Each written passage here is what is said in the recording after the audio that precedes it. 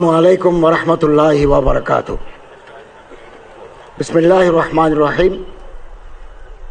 কুল্লু মান আলাইহা ফান ওয়া ইয়াবকা ওয়াজহু রাব্বিকা যুল জালালি ওয়াল ইকরাম।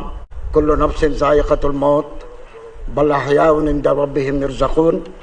মুসল্লিবৃন্দ, সম্মানিত সংগ্রামী জনতা, আজকে আমরা জুলাই বিপ্লবের সম্মুখ সারির যোদ্ধা বীর শহীদ শরীফ ওসমান হাদির নামাজের জানাজা আদায়ের জন্য সমবেত হয়েছি।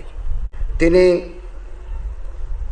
শাহাদত বরণ করেছেন। আমরা আল্লাহর কাছে দোয়া করি আল্লাহ তাকে যেন শাহাদতের মর্যাদা দান করেন এবং তার জীবনের ত্রুটি বিচ্ছুতিগুলো আল্লাহ তাআলা মার্জনা করেন।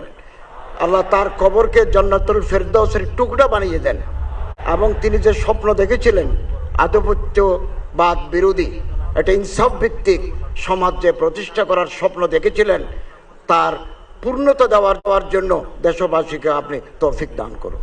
সারা বাংলাদেশ আজ কাঁদছে। ধর্ম মন্ত্রণালয়ের নির্দেশনায় বাংলাদেশের গ্রামে গঞ্জে শহরে বন্দরে সব মসজিদে আমাদের ভাই জনাব শরীফ ওসমান হাদির জন্য দোয়া, খতমে কোরআন, জিকির আজকার সম্পন্ন হয়েছে। আমি তার জীবন বৃত্তান্ত পাঠ করছি। 1993 সালের 30 জুন ঝালকাঠি জেলার নলছিটি উপজেলার জন্ম নেওয়া কবি শরীফ ওসমান হাদি বাংলাদেশের স্বাধীনতা ও সার্বভৌমত্বের প্রতীক হয়ে উঠেছেন। তার ক্ষুরদার যুক্তি, দেশপ্রেম, মানবিক মূল্যবোধ, দৃঢ়তা দিয়ে তিনি দেশকে ভালোবেসেছেন। জান দেব কিন্তু জুলাই দেব না, এই স্লোগান বুকে ধারণ করা হাদি ছিলেন গুম, খুন ও বাংলাদেশের মানুষের গণতান্ত্রিক অধিকার কেড়ে নেওয়া ফ্যাসিস্ট আওয়ামী লীগের বিরুদ্ধে জুলাই পরবর্তী সবচাইতে তীব্র কণ্ঠস্বর। দেখেছিলেন আধিপত্যবাদ বিরোধী একটা ইনসাফ ভিত্তিক সমাজ যে প্রতিষ্ঠা করার স্বপ্ন দেখেছিলেন, তার পূর্ণতা দেওয়ার জন্য দেশবাসীকে আপনি তৌফিক দান করুন।